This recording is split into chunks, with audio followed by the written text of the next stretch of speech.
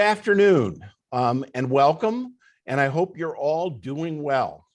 Now, I say that, and I've said that for years, but that request has new meaning these days. First of all, over the last year and a half with COVID, which has challenged everybody in this community, and now with Ida. And I just want to start out by saying that it is so important to me, the health and safety of everybody in this community. I know this has been a difficult period in terms of your houses, in terms of your family, and ensuring their safety and health during this period. And we'll talk a lot about ways in which we can be supportive here at Tulane. But let me just say up front, we understand what an anxious time this is for all of you, and we want to be there to support you and the entire Tulane community. I must say, I have to start out with a series of thank yous. I'm so proud of this community and how it's responded, obviously the last year and a half with COVID and now with Ida. It is true. Let me start with our students who went through the storm. Many of them huddled in the LBC and then evacuated to Houston on buses and have scattered through the country. But through it all, they looked out for each other.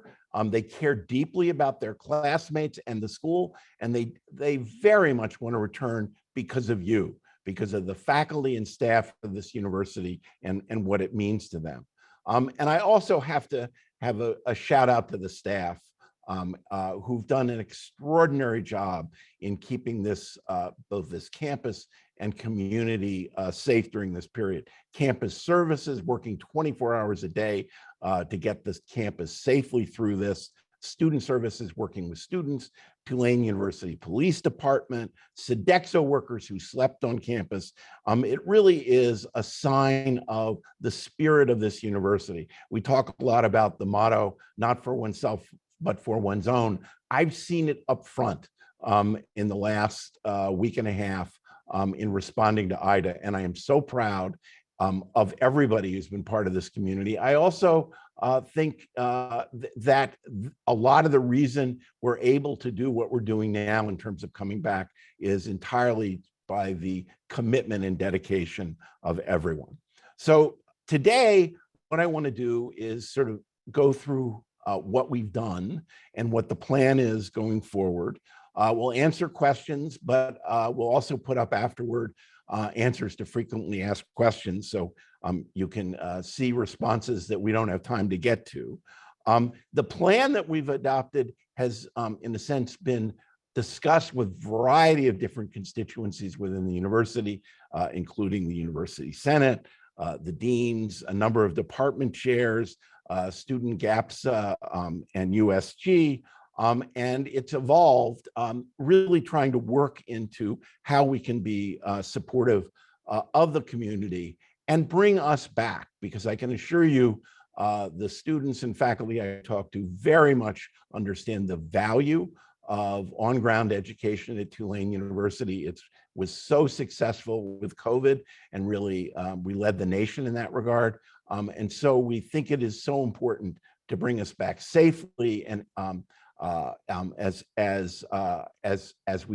soon as possible under this plan. As the plan, as you'll see, it envisions, in a sense, 2 weeks off after the storm, coming through this Monday, when we've been obviously working on the campus.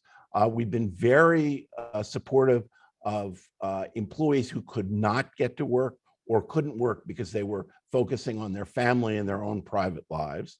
And we are, in sense, envisioning after that, starting this coming Monday, starting online education for a week and a half.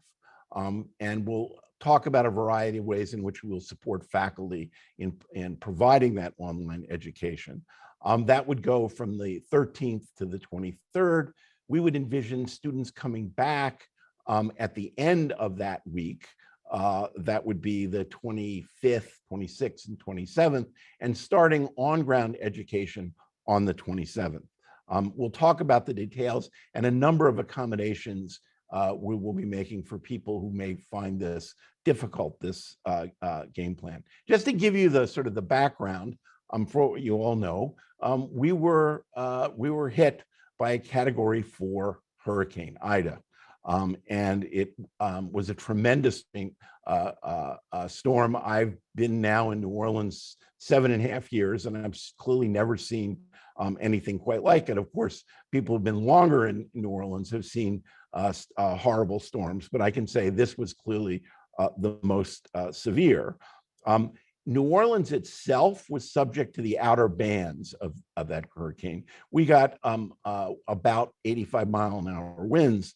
The good news is the levees held, and we really did not see the flooding that you've seen in other hurricanes, and that they experienced in the Northeast as a result of Ida. We clearly had serious winds, trees down, water damage, and the like.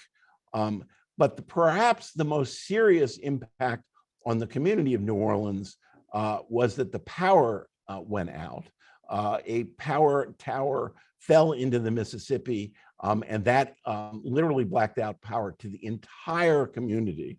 And right after the storm, we were led to believe that power would be out for 4 to 6 weeks, obviously a catastrophic impact on New Orleans. It was as a result of that that we made the decision to evacuate. And really on 12 hours notice, we moved to evacuate 2,500 students, undergrads, grads, on and off campus, and when there was space, other members of the Tulane community from New Orleans to Houston. Brian Johnson did an extraordinary job in organizing a caravan of buses as part of that. There were no injuries that we're aware of within the Tulane community, and so we think this evacuation went extremely well. From Houston, students then, a large number went home around the country and around the world, though international students or students from New Orleans, many of them stayed in Houston and are still in Houston, close to 1,000 at this point. Other students from around the country learned about Houston, and since they couldn't go home, moved to Houston. So we now have a large contingent there in Houston. Now, that was where we were sort of as last week as we set up the Houston environment. What happened was New Orleans came back in power much faster than anyone thought. Here we are, we're 12 days after the storm, and 95% of New Orleans proper, not talking about Louisiana, but 95% of New Orleans proper has power. Now, admittedly, as it first comes back, it may be off and on, but it is getting stronger every single day.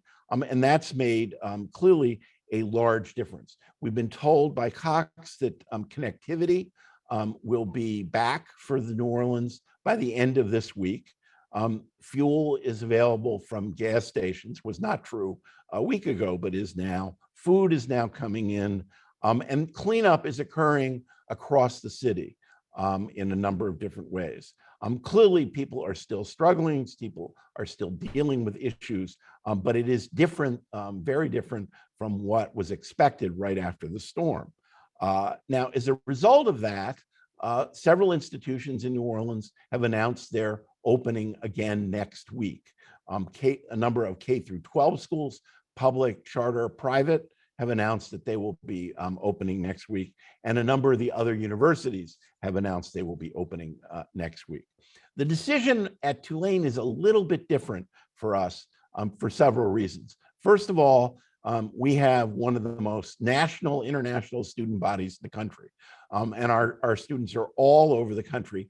It's obviously more complicated to bring them back to campus, and we need to be sensitive to that. And we know staff and faculty, given what's happened to them, have relocated, and we need to give them an opportunity to safely come back to New Orleans. We also want to completely review all of the damage to the campus.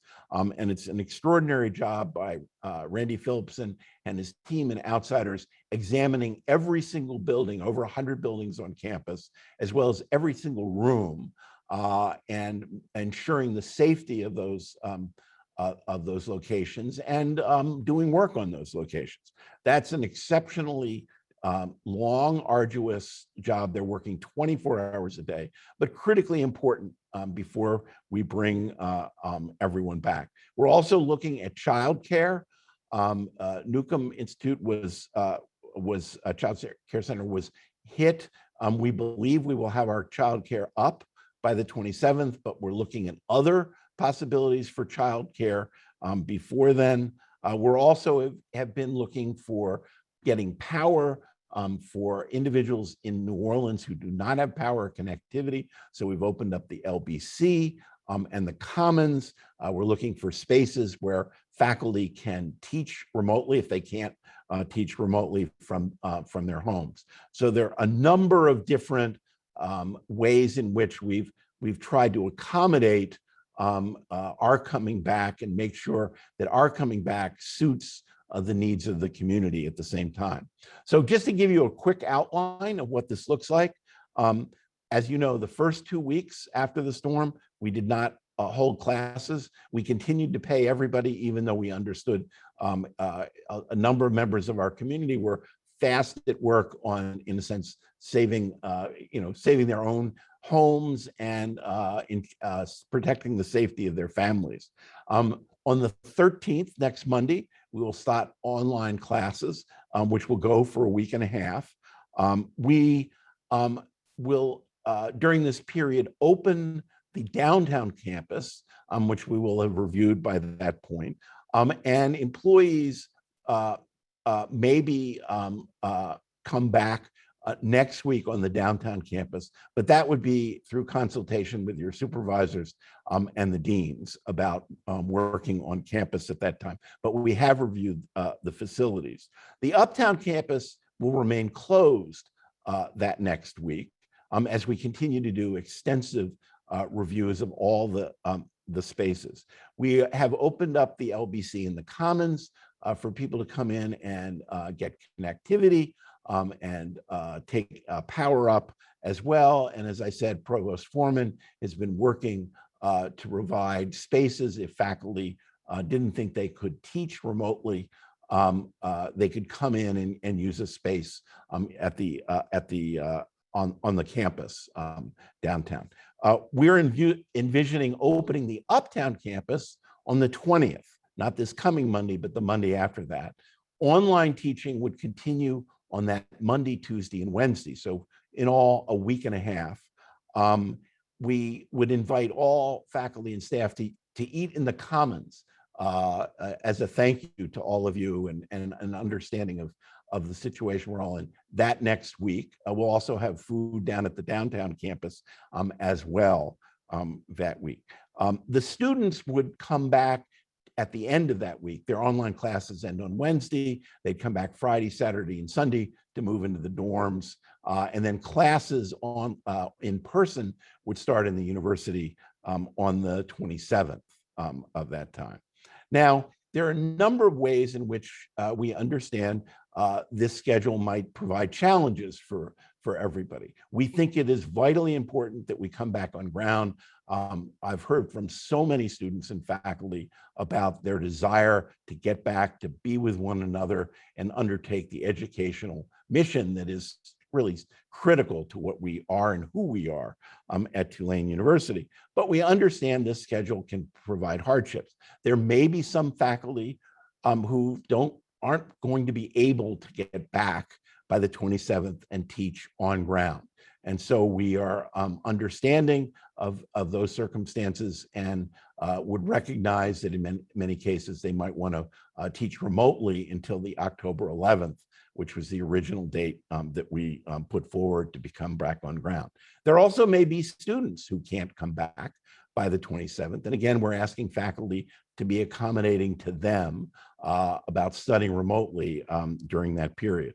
We've also set up an emergency fund for faculty and staff because we understand many of you are financially challenged during this period. The emergency fund covers a $500 outright grant, as well as a $1,000 interest-free loan for individuals who may be challenged at this moment.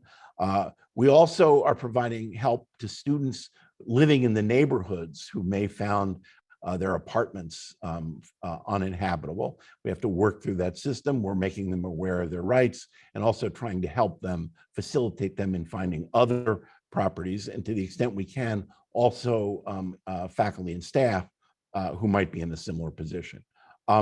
I should note, we're also ramping up COVID testing back up. Everybody, we will ask them to be tested before they come back on ground, and we will be doing universal testing, at least for the first few weeks after everyone comes back. So that's a mad dash through where we were, where we are, and where we're going, and the philosophy behind the decisions. We have a group of individuals who's been on the front lines in combating in our response to Ida, to answer questions. Let me just note, we have Anna Lopez, Associate Provost for Faculty Affairs. We have Brian Johnson, Assistant Vice President for Campus Operations. We have Randy Phillipson, who is Vice President for Facilities, Campus Development and Real Estate. We have Jonathan Small, who's Head of HR, Assistant Vice President for Human Resources, and Erica Woodley, Dean of Students, who's been involved up front with the students. In terms of, they will all be available to answer questions. We'll have brief presentations by 4 people, again, who've been obviously overseeing this entire process. The first will be Patrick Norton, Senior Vice President and Chief Operating Officer. We'll talk about the operational aspects of this. Robin Foreman, Senior Vice President for Academic Affairs and Provost, who will talk about the academic response. Jonathan Small, Head of HR, speaking about our working with employees coming back on ground and through the issues that they're confronting. And then finally, Scott Timms, who oversees campus health, who will talk about COVID testing. So with that, I will turn it over to Patrick Norton. All right, thanks, Mike. And I'd be remiss if I didn't really call out a few individuals, some that you might know, some that you might not know. You've heard the name Randy Phillipson, and he's been instrumental in certainly our recovery. Danica Galloway, or Danny Galloway, has been amazing throughout this effort. Adolfo Giroux, Guido Sabatieri, Brian Johnson, John Lange, Robert Morton, Sutton, Meredith Beers, John Haddon, Diana Serler, Meredith Witten, Chief Boylis, Jared Sullivan, Noel Wong, and the tech team, and everybody else. You know, I can't name them all, that have been really important in not only our pre-planning, the emergency response during the event, and the evacuation, and of course our recovery, and as Mike mentioned, the Sodexo workers who've been working tirelessly throughout. Can't say enough about the team. So quickly, and I'm going to do this really quick, is you know, we planned for this, right? We planned for this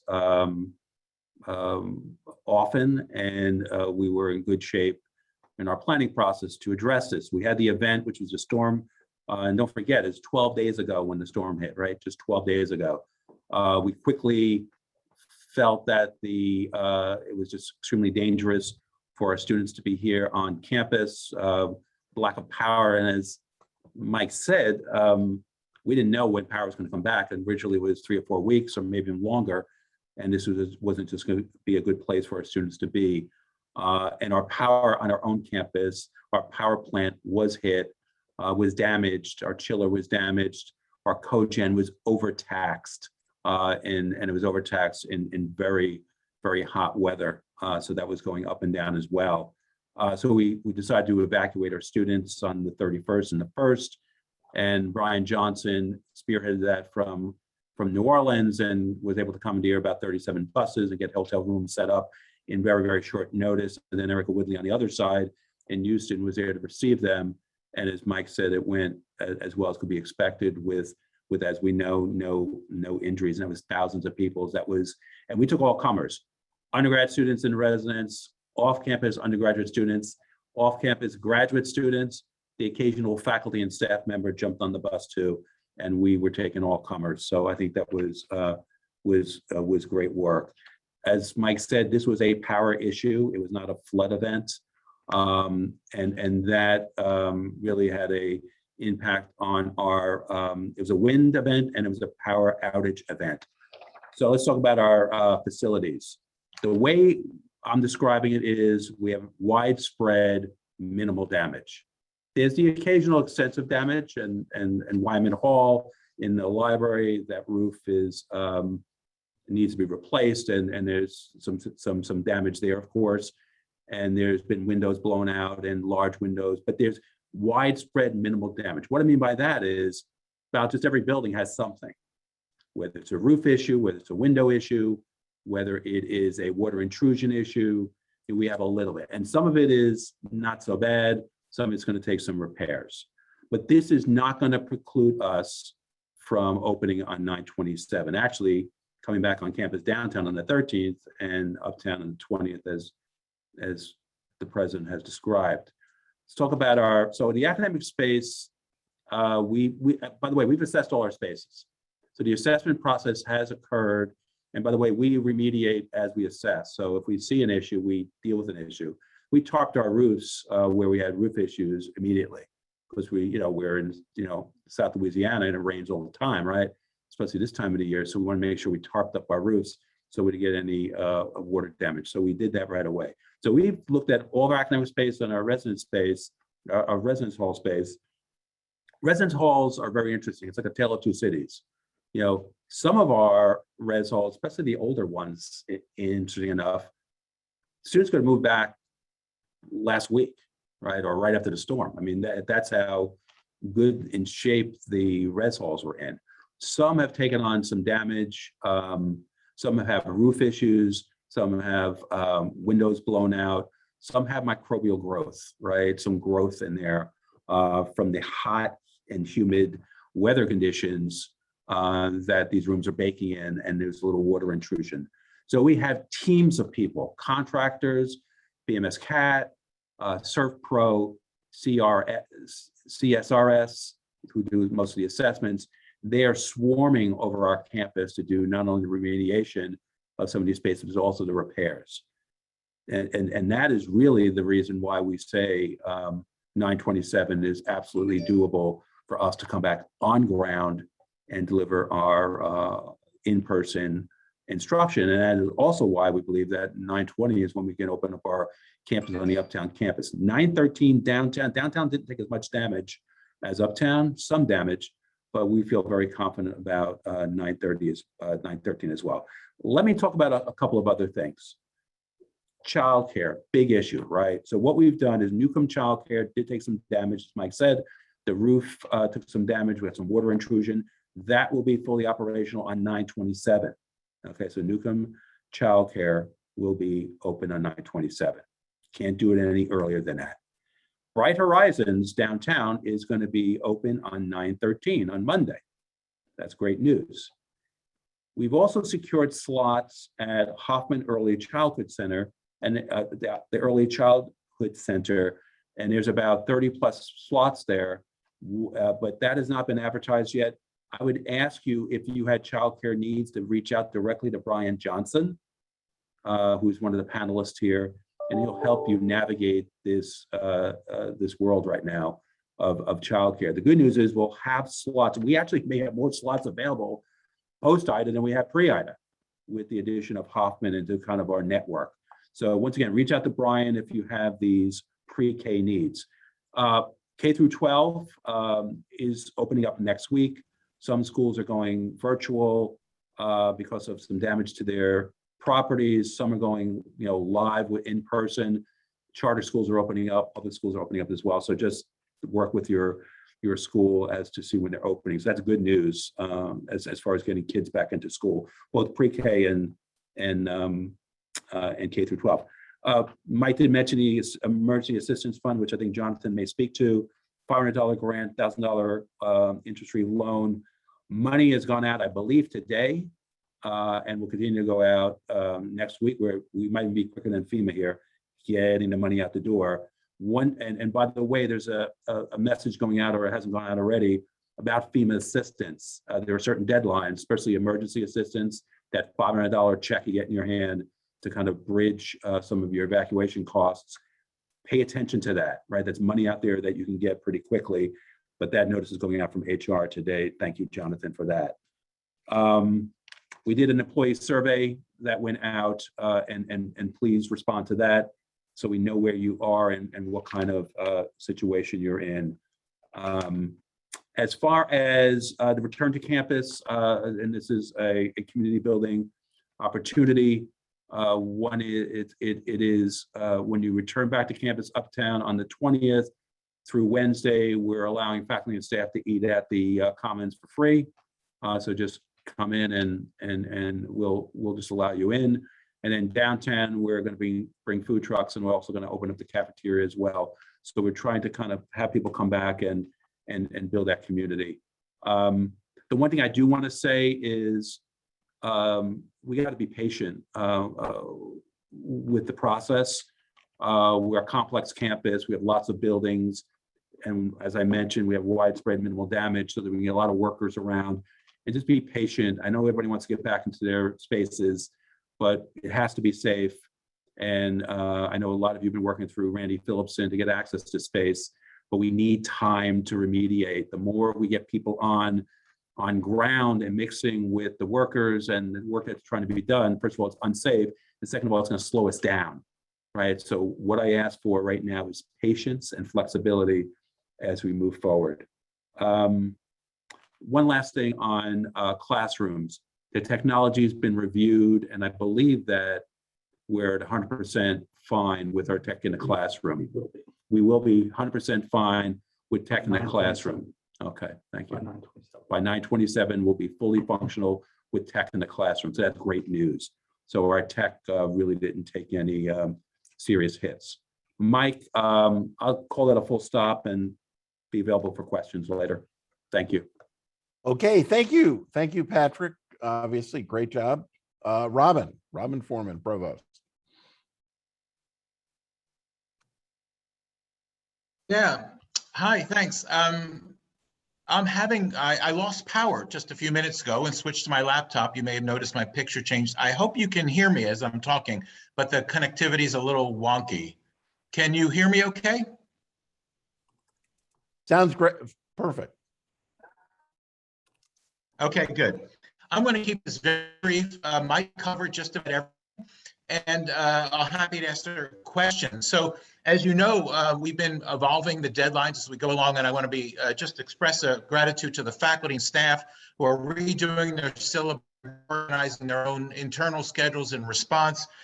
We know we're asking a lot, these extraordinary circumstances, and to echo what Mike said, it means an awful lot to our students and their parents, and they've told us this in a whole host of ways. This morning, as Mike mentioned, I sent out a link to a reservation system that allows faculty to reserve spaces uptown in the business school, downtown at Tidewater. We're going to add a few more spaces as we do an inventory.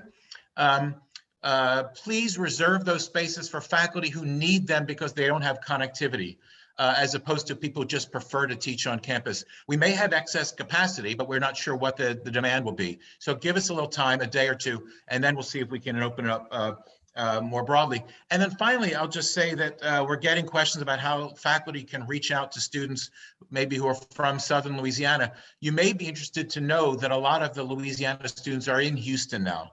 It's interesting, it's a connection of international students who really didn't have an evacuation plan that they could implement so quickly, and Louisiana students who weren't sure they would have a safe place to be.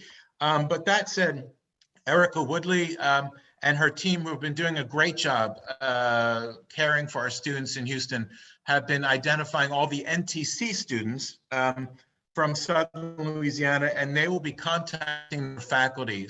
So, if you have students in this situation that you may have to offer, special accommodations to, or at least be understanding as they try to sort through their many issues.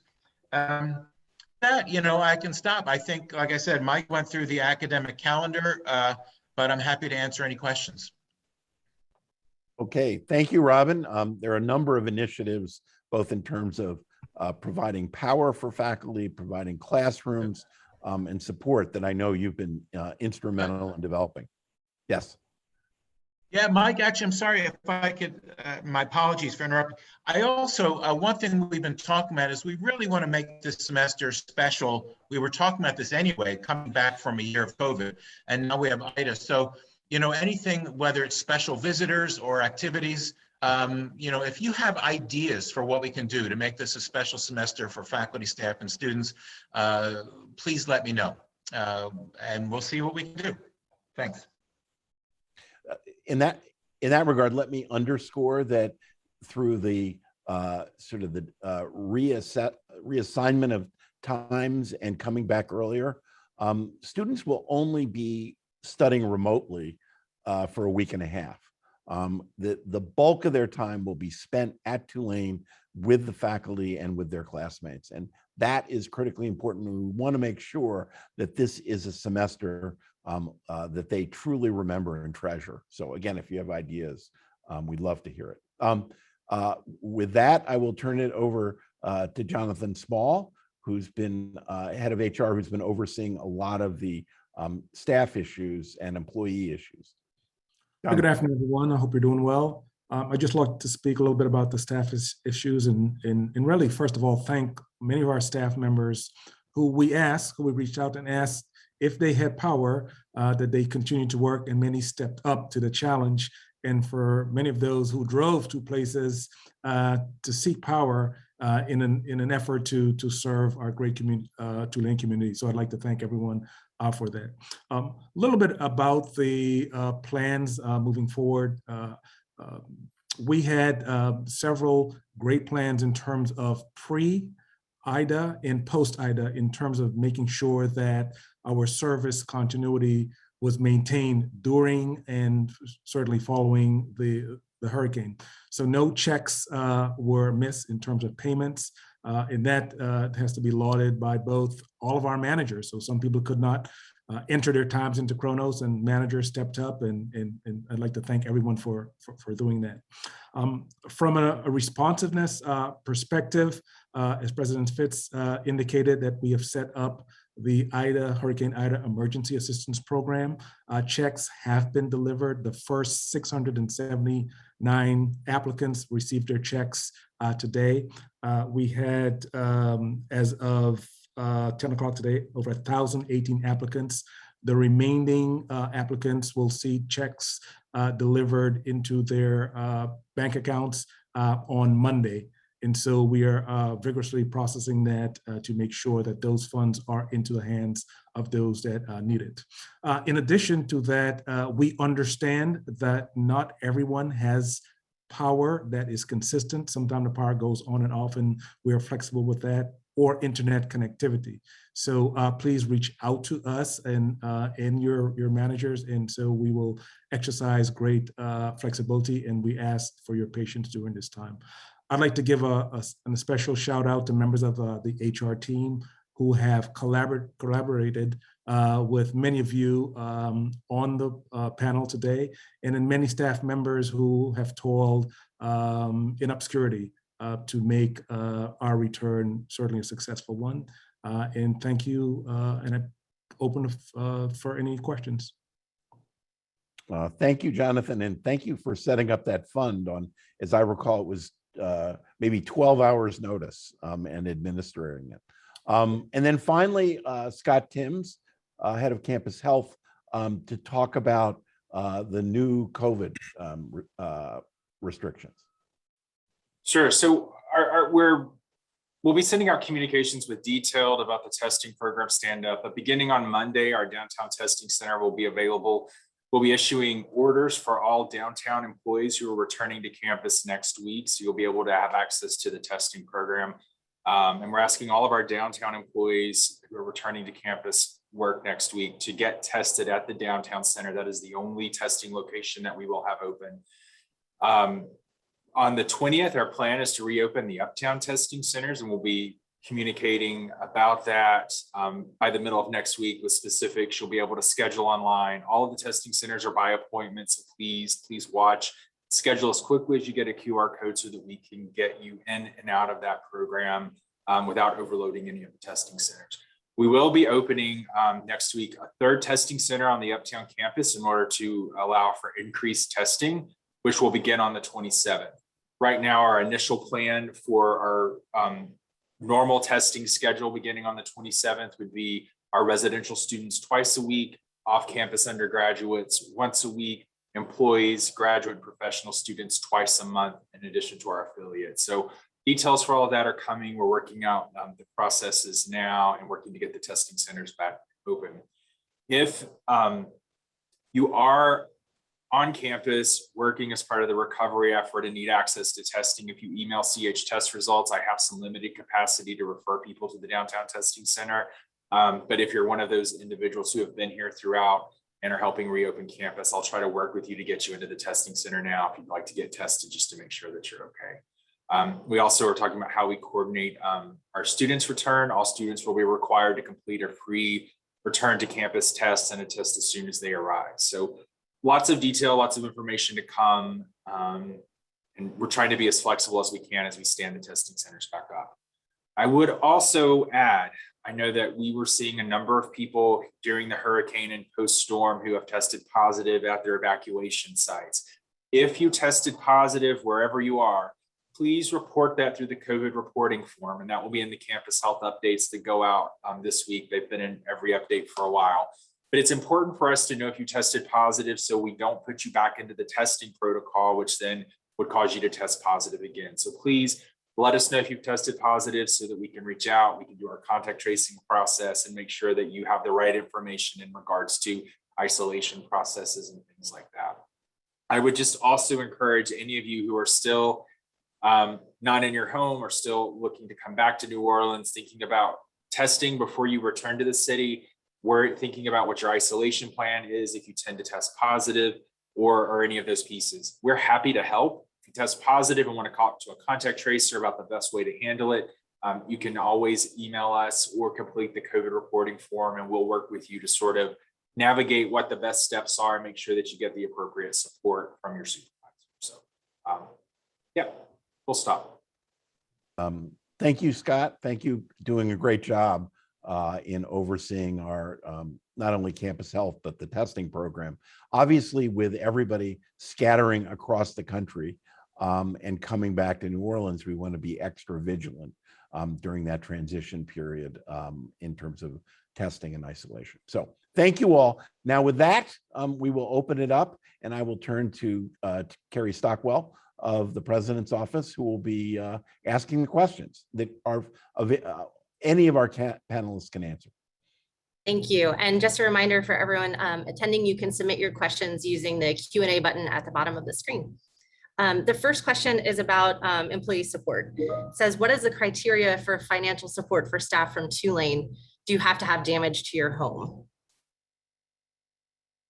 If you've been impacted by the hurricane, so that impact could be traveling, or once you return, you've noticed damage that is sufficient to receive either a grant and a loan, or a grant or a loan. So due to the declared hurricane, our evaluation period of those applicants is fairly liberal. So. Jonathan, there's a follow-up question that's related. It says, are the grants and loans from the emergency fund program taxed? If so, why? The grants and loans are not taxed because of the declared emergency. So, and that's why the grants are interest-free. That's why the loans are interest-free and the 500s are grants. Next question is related to childcare.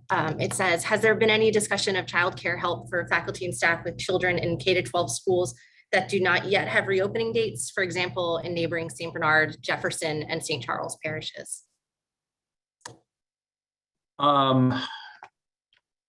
We've been focused on the pre-K schools, right? We've been focused on Newcomb, we've been focused on Bright Horizons, and now we've got another option. We have not been focused on standing up some type of childcare facility for K through 12 at this point. We have not. There's a question about shuttles. Will shuttles be operational for staff who need to travel between campuses? Brian Johnson? It will stand up the shuttle service on September 20th. The shuttle team is still in Houston, managing operations there. So on September 20th, we will have our operation back in place. It will be modified, may be tap ride style, but we will have it in place on September 20th. We also have a question about the Commons. In the email, it stated that food will be available at the Commons during the week of September 20th. Will there be food available on the Uptown campus next week, the 13th through 17th, for faculty and staff? No.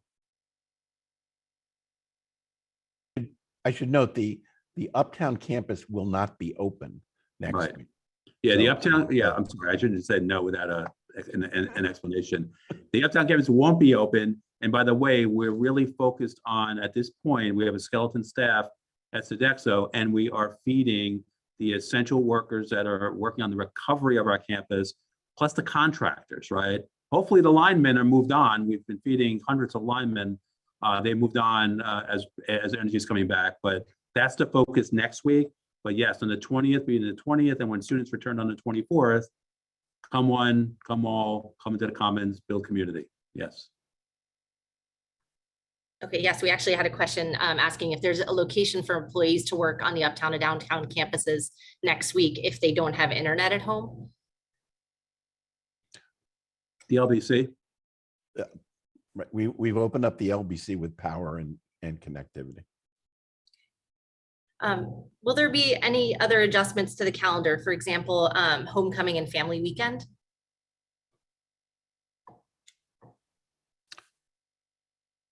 I can answer that one. I think the plan is to move forward with both of those things. Obviously, the state of COVID in our area will impact that decision. But as for now, the plan is to move forward with those events.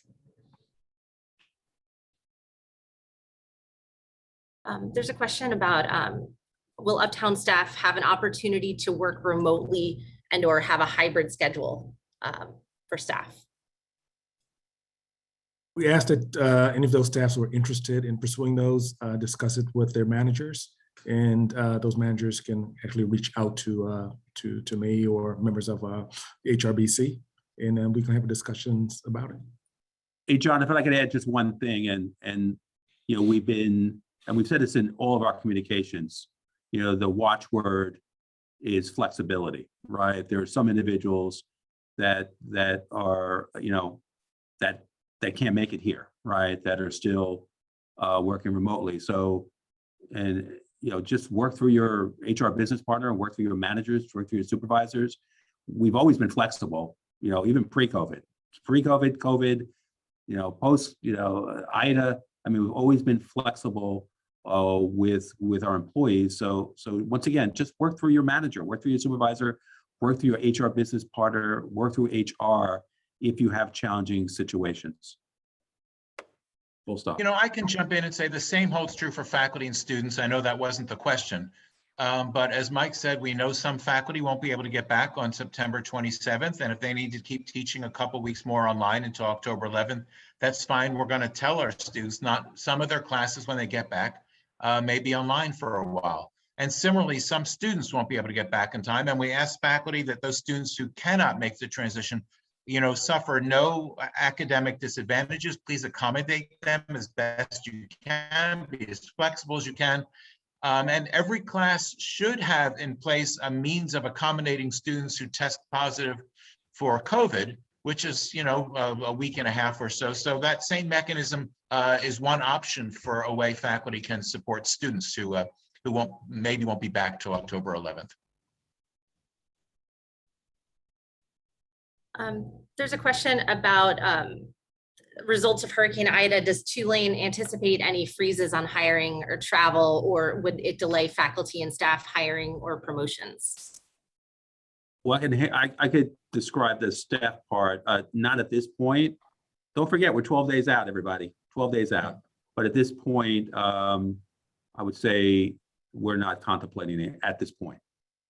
Robin? Yeah, I'll mention on the faculty side, absolutely not. But on promotion and tenure, I'll be sending out deadlines early next week. We're still going to finish at the same time in April, May, but some of the earlier deadlines will be postponed to allow folks time to get their work done. I will say, and we've talked about this, my main concern about recruiting is that the media is presenting circumstances here in New Orleans as being much worse than they are. And so, we'll see if folks are anxious to come. So anything you can all do to share with friends, colleagues, and others to let them know that, as people are shopping at Winn-Dixie and they're jogging in Audubon Park and we're this part of New Orleans is getting back to work. Let me underscore that Robin's point, which I think is critically important. We came through COVID and literally we didn't skip a beat in terms of the initiatives on campus and moving forward. And in many respects, I think we've come out almost better than when we entered into COVID. Obviously, Ida has been challenging and difficult for the entire community, but I think it's critically important that we come out of it as strong as, if not stronger than when we went into it. And the media national attention on Ida has not really, I think, properly described both the differences between New Orleans and other parts of Louisiana. And our students want to come back, faculty want to come back, but it's also critical that the country and the world understand that Tulane has come back after Ida and is going to have a normal semester this year, if not even, given all the challenges, a better semester.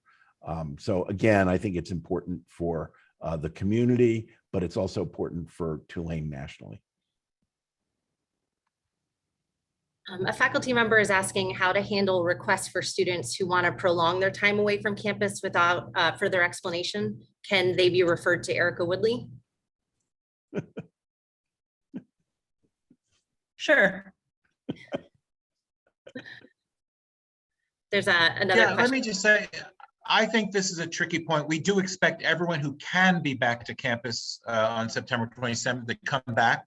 But there are folks who literally cannot come back, or cannot come back without incurring a major expense or something like that. And so we should just try to be as flexible as we can. But remember, we're talking about a 2-week, everyone must be back by October 11th, which was the date we had communicated earlier. And so we're talking about a 2-week period where we're really going to have to be offer each other a lot of grace and flexibility as folks find their way back to campus. Yeah. And I think if you have challenges with a particular student or you want us to be involved to try to find out what's going on, we're happy to do that always in any situation, really. Can I just add, they have to come up with an explanation.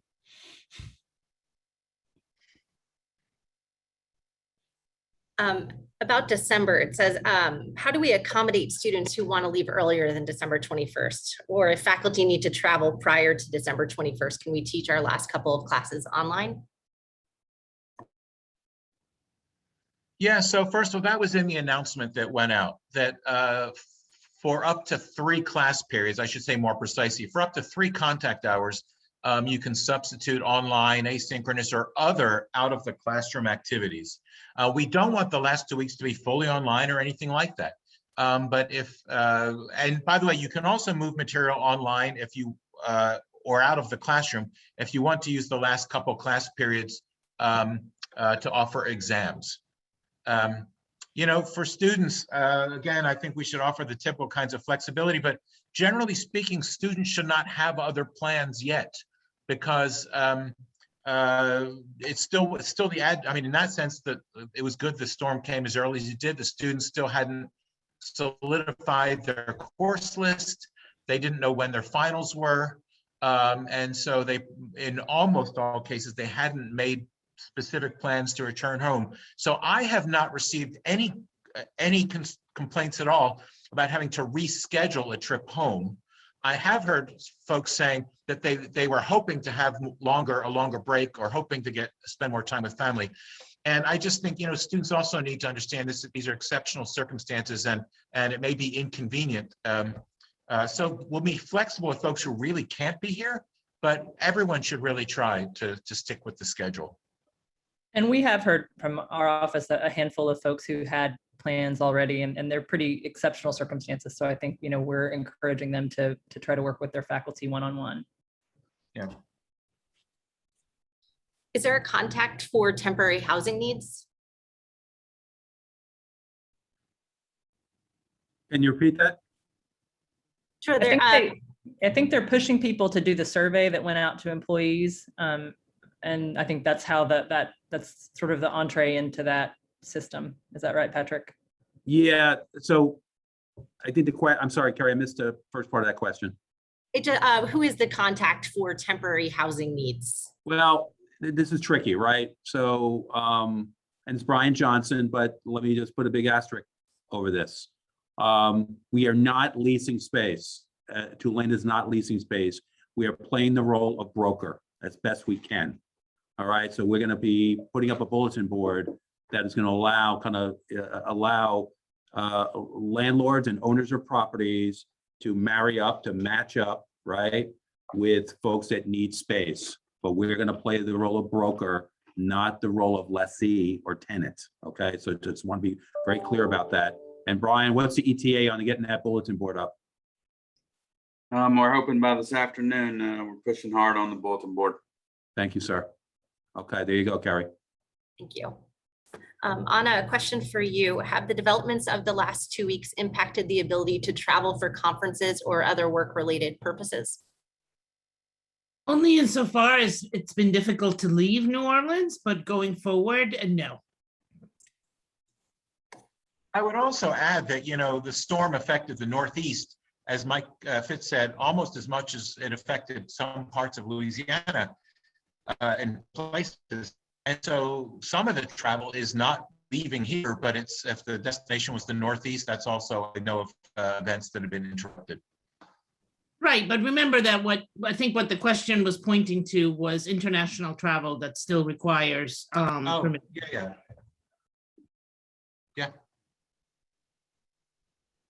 It's a question about volunteering. Will Tulane organize opportunities for employees and students once they return to volunteer in parts of Southeast Louisiana affected by Ida?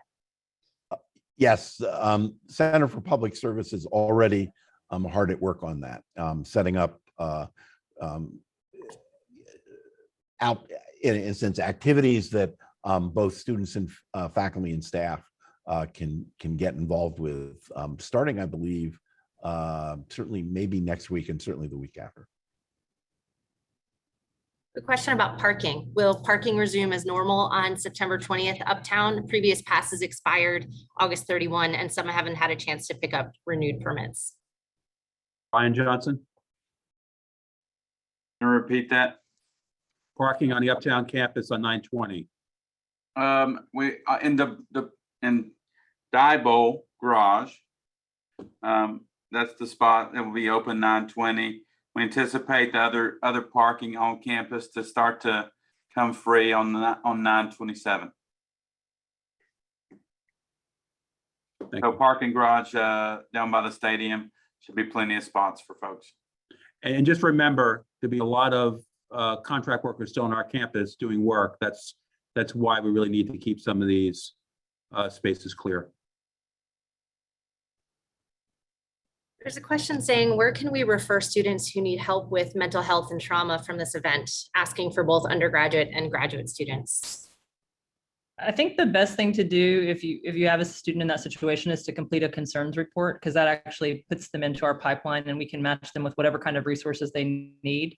Different people have different needs following a trauma like this. And so we want to be able to match them with the best possible resources, working with our folks in campus health and off-campus providers.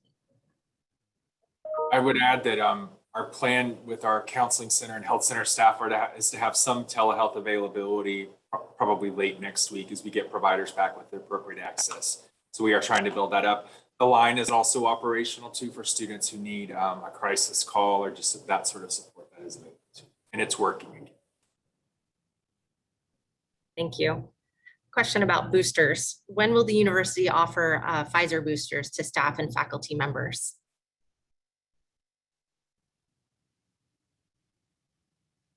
I guess Scott, do you want to take that? Or yeah, I can take it. So we've been working with the School of Medicine Vaccine Clinic. We are really, right now there are some folks who are able to get a booster if you have certain immunocompromised issues. That there's an email out about that from a couple of weeks ago. And if you qualify, you can sign up and go now. We do anticipate that we'll be able to do a broader booster program probably beginning of October. It's really waiting on all of the different higher level administrative groups to sort of say, yes, you can do it. We anticipate it'll be allowed for folks after about 8 months from your initial vaccine. So we're ready to do it. It's just strictly waiting on CDC, LDH, and all of those sort of approval pieces to say who we can give it to. It's being strictly monitored at this time. I would also do a plug as we're coming back. We're entering into flu season. And so you should, at the beginning of October, plan to get your flu vaccine because we were not all together during flu season last year, so we're anticipating that could be rough. You also have to have a 2-week period between your flu vaccine and your booster vaccine. So get both of those and start planning for it now because it'll really help us in the long run. Scott, I also believe we'll be having a space on the Uptown campus, not only for testing, but for vaccines. Yes, we will have an Uptown vaccine clinic, Uptown and Downtown vaccine clinics for all of these and flu clinics. So we'll all be here. Related to the financial assistance, there's a question asking, should we apply for FEMA aid first and then for the Tulane grant only if we don't receive FEMA aid, or can we apply to both? I recommend applying to both. We are processing ours very fast. Agreed. Okay, we have a few more questions. One is, when are residents able to return to Deming Pavilion? Ryan?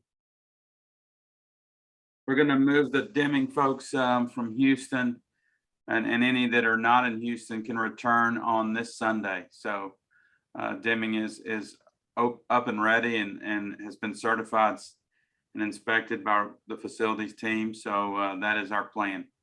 If there are Deming students that are in town now at an alternate location, they can make their way back to Deming and go ahead and re-enter the facility.